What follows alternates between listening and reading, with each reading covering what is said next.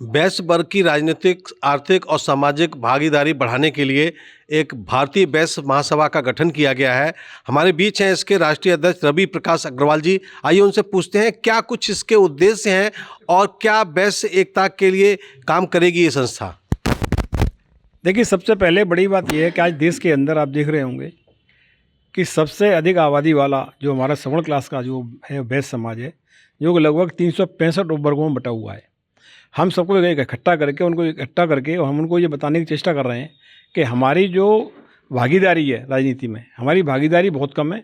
जैसे कि आज उत्तर प्रदेश के अंदर हम केवल 22 हमारे विधायक हैं, जबकि हमसे बहुत कम आबादी के लोग हैं। जैसे कि आप पटेल समुदाय है जिसके 41 विधायक हैं और हम लोगों के केवल 22 विधायक हैं, जब हम लोग 20% में हैं, जबकि हमसे उनसे 3 गुने होने चाहिए। ऐसी परिस्थिति में हम लोग चाहते हैं कि हमारा जब तक हमारा राजनीतिक प्रतिनिधित्व हमारा नहीं बढ़ेगा, तब तक हमारे समाज का जो एक सामाजिक रूप से और हमारा आर्थिक रूप से भी और दोहन हो रहा है और हमारा राजनीतिक रूप से भी दोहन हो रहा है।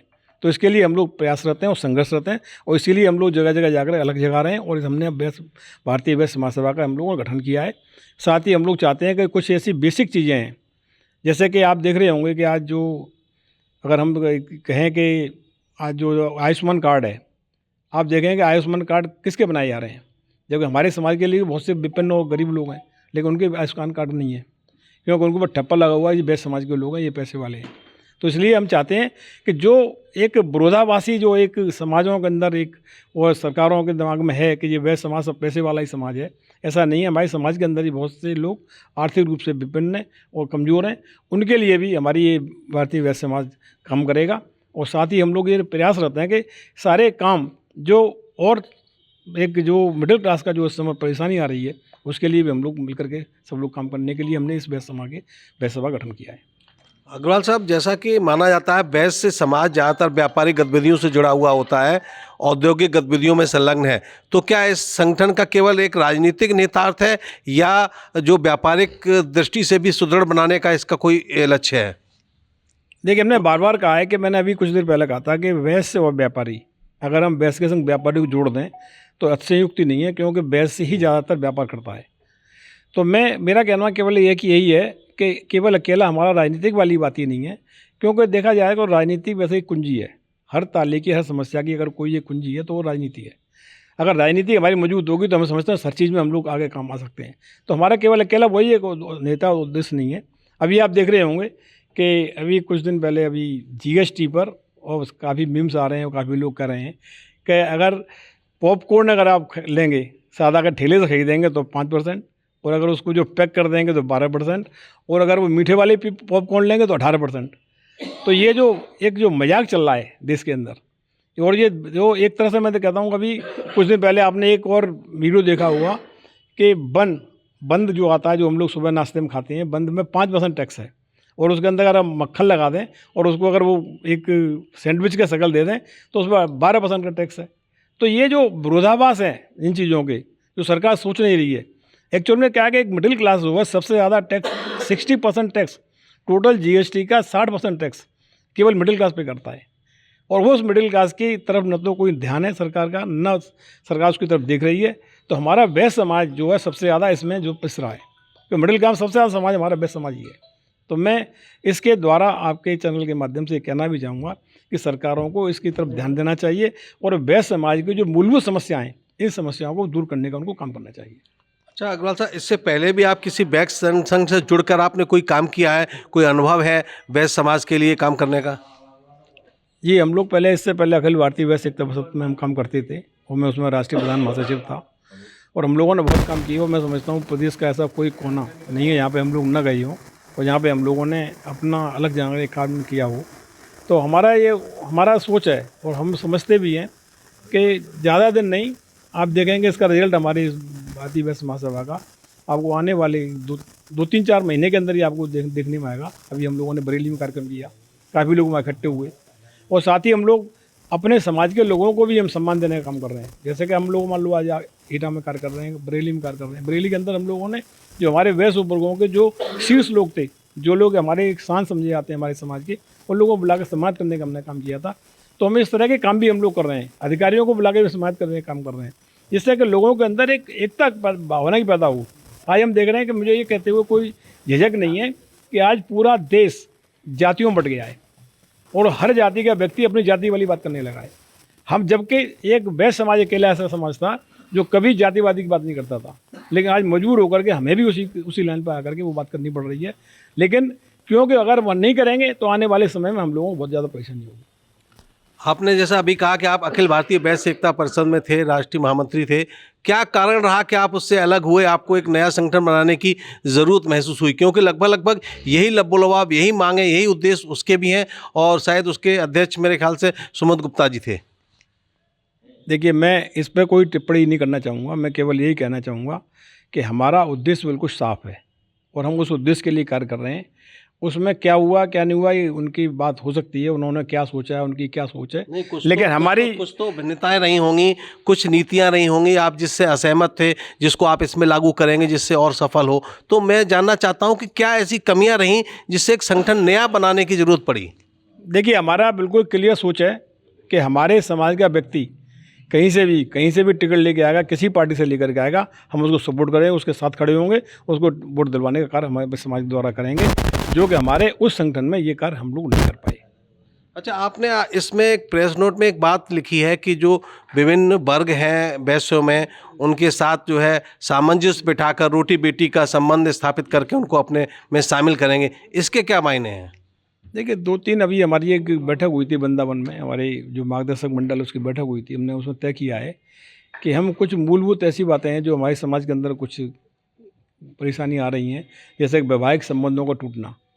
तो उसके लिए हम लोगों ने एक विचार बनाया है कि हम जगह जगह हम कुछ इस तरह के काउंसलिंग सेंटर बनाएंगे जिससे कि उन लोगों को उसमें परेशानी से निजात मिल सके और वो बैठ करके मध्यस्थता कर सकें।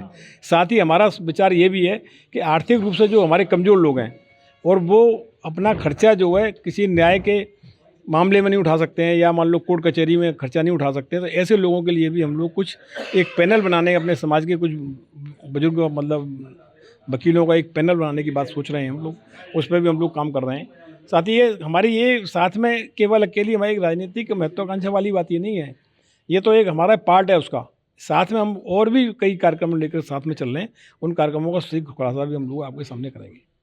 अच्छा, ये जो वैश्य आपने महासभा बनाई है, कुल मिलाकर इसमें आपने कितना विस्तार अभी तक कर चुके हैं और किन किन जगह पर इसका गठन हो चुका है? क्या स्थिति, अपडेट क्या है इसमें? अभी लगभग हम 18 जिलों के अंदर इसका हम गठन कर चुके हैं और अभी हमारा बरेली के अंदर बहुत बड़ा कार्यक्रम हुआ था और अब ये दूसरा कार्यक्रम हमारा एटा के अंदर हुआ है, क्योंकि अभी मात्र हमारा 12 नवंबर को इसका जो है रजिस्ट्रेशन हुआ है। अभी ज़्यादा समय नहीं हुआ है इसको, लेकिन जिस तरह से हम लोगों के बीच में जा रहे हैं और जिस तरह से हम लोगों से बात कर रहे हैं तो लोग बहुत आशान्वित हैं और लोगों को लग रहा है कि अगर हम लोग अगर इस एक सही लाइन पर काम करेंगे और सही तरीके से सही मन से अगर हम लोग इस कार्य को अगर आगे बढ़ाएंगे तो आने वाले समय में वैश्य समाज की दशा और दिशा दोनों ही सुधरेगी। आपने इसमें एक बिंदु और डाला है कि जो वैश्य समाज के वृद्ध लोग हैं उनको वृद्धावस्था पेंशन देने की मांग की है, लेकिन जहाँ तक मेरी जानकारी है समाज के विभिन्न वर्गों के सभी वृद्धों को वृद्धावस्था पेंशन मिलने की व्यवस्था है ऑलरेडी गवर्नमेंट में, तो ये अलग से मांग क्यों की गई? वृद्धावस्था पेंशन तो सबको मिल रही है। मैं आपको शायद आप मेरी बात को नहीं समझे। मेरा कहना ये है कि जैसे कि हम लोग जीएसटी पे करते हैं जी। अगर सरकार किसी को टैक्स कलेक्टर को रखेगी तो उसे कम से कम लाख रुपए 50,000 रुपये महीने की तनख्वाह देने के बाद वो टैक्स को इकट्ठा करेगा। हमारा व्यापारी बिना पैसा लिए और उस जीएसटी को इकट्ठा करता है और इकट्ठा करके सरकार में जमा कराता है, जब उसके लिए उसको कुछ नहीं मिलता, बल्कि अगर वो लेट भी हो जाता है तो उसको ब्याज देनी पड़ती है। हमारा कहना ये है कि जब वो व्यक्ति वृद्ध हो जाता है और घर से उसकी बात नहीं बनती है, घर वाले मान लो उसे निकाल देते हैं या उसको विपिन्नता आती है, तो हमारा कहना ये है कि हम लोग जो जीएसटी पे करने वाले लोग हैं उनको वृद्धावस्था में पेंशन मिलनी चाहिए, और जिसका कि उसका स्वरूप कुछ भी हो सकता है, वो परसेंटेज के रूप में भी हो सकती है या उसके एक समान रूप से भी हो सकती है, लेकिन ये काम होना चाहिए, क्योंकि जीवन भर जो व्यक्ति पैसा इकट्ठा करके सरकार को दे रहा है और सरकार चलाने का काम कर रहा है। आज आप देखिए पूरे देश के लोगों को, चाहे वो राशन बट रहा हो, चाहे उसको पेंशन दी जा रही हो, कुछ भी दी जा रही हो, वो सारा पैसा वो इसी हम ही लोग इकट्ठा करके दे रहे हैं उस सरकार को, उसी से सरकार चला रही है, उसी से सरकार सबको लोगों को लाभ दे रही है। एक अंतिम प्रश्न, आपने जैसे जीएसटी के कई प्रावधानों का विरोध किया, तो जीएसटी व्यापारियों पर एक तरह से कुठाराघात भी है और जो व्यापारी वर्ग है वो बीजेपी का कमिटेड वोटर भी है। तो क्या आप कोई ऐसी लाइन खींचेंगे जिससे कि या तो जीएसटी कम किया जाए या घटाया जाए या इसको ख़त्म किया जाए, या व्यापारी वर्ग फिर कोई और विकल्प सुनने को मजबूर हो, क्योंकि बीजेपी का ही कमिटेड वोटर है आप लोग? आपका कहना सही है कि हमारा वोट बीजेपी को ही जाता है और हमारा समाज ज़्यादातर मतलब 99% लोग जो हैं वो बीजेपी को वोट देते हैं। हमारा यहाँ पे किसी पार्टी से ना कोई विरोध है, ना हम किसी पार्टी का यहाँ पे कोई बात करने आए हैं। हम केवल जीएसटी तो बीजेपी ही लागू कर रही है। हम केवल एक बात कहना चाहते हैं कि जीएसटी के प्रावधान बहुत गलत हैं और जीएसटी के अंदर 700 से ज़्यादा अभी तक चेंजेस आ चुके हैं। अगर जो है सरकार की मंत्री भी अगर किसी पूछा जाए तो उनको भी नहीं मालूम होगा कि उन्होंने कौन सा चेंज कब किया है। तो ये जो मकड़ जाल बना दिया गया है, ये सरकार ये व्यापारियों के ऊपर एक मकड़ जाल की तरह से फैल गया है और अपनी गिरफ्त में लोगों को ले चुका है और इतना लोग इससे परेशान हैं कि जीएसटी का तो हम विरोध करते ही हैं। हम कहते हैं जीएसटी का सरलीकरण होना चाहिए। तो सरकार आपकी बात क्यों नहीं मानती? आपका बहुत बड़ा तबका, आप जैसे बता रहे 20% आबादी है, वोटर है, तो सरकार आपकी बात सुनती तो है नहीं। देखिए ऐसा है कि सरकार को चाहिए टैक्स और सरकार को केवल एक मिडिल क्लास एक व्यक्ति ऐसा मिलता है जिससे वो सरकार टैक्स वसूल कर सकती है और इसीलिए वो सरकार टैक्स वसूल कर रही है। लेकिन अब इसमें जागृति आती जा रही है और लोग इसके खिलाफ मुखर होकर खड़े हो रहे हैं और हमारी भारतीय वैश्य महासभा भी इसका विरोध करती है और जो जिस तरह से जो उल्टे सीधे टैक्स लगा रहे हैं इसका हम विरोध करते हैं और साथ ही सरकार से हम जीएसटी के सरलीकरण की मांग भी करते हैं। अगर आपकी मांग नहीं मानी सरकार ने, जीएसटी का सरलीकरण नहीं किया, जीएसटी इसी प्रारूप में रहा, तो आप अगले चुनाव में क्या बीजेपी को फिर भी वोट देते रहेंगे? देखिए ये तो वक्त बताएगा उस वक्त क्या परिस्थिति बनती है।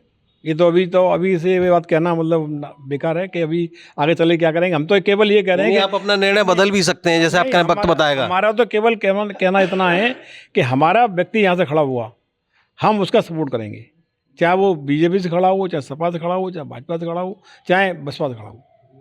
हमारा तो केवल। चलिए, ये थे हमारे बीच में रवि प्रकाश अग्रवाल जी, जिन्होंने एक नया संगठन भारतीय वैश्य महासभा रजिस्टर कराया है और इनका कहना है कि इस संगठन के जरिए पूरे वैश्यों को एकत्र करेंगे, उनकी राजनीतिक, सामाजिक और आर्थिक भागीदारी भी सुनिश्चित करेंगे। मुख्य जो इसका एक आकर्षण मालूम होता है राजनीतिक मायने हैं, लेकिन ये कहते हैं कि इसके अलावा भी सामाजिक और व्यापारिक मायने भी इसमें शामिल हैं। देखना है वैश्य संगठनों की भीड़ में ये नया संगठन कितनी अपनी पहचान बना सकता है और आगे आने वाले समय में ये देश के विभिन्न और प्रदेश के विभिन्न हिस्सों में कहाँ तक इसकी कार्यप्रणाली जा सकती है।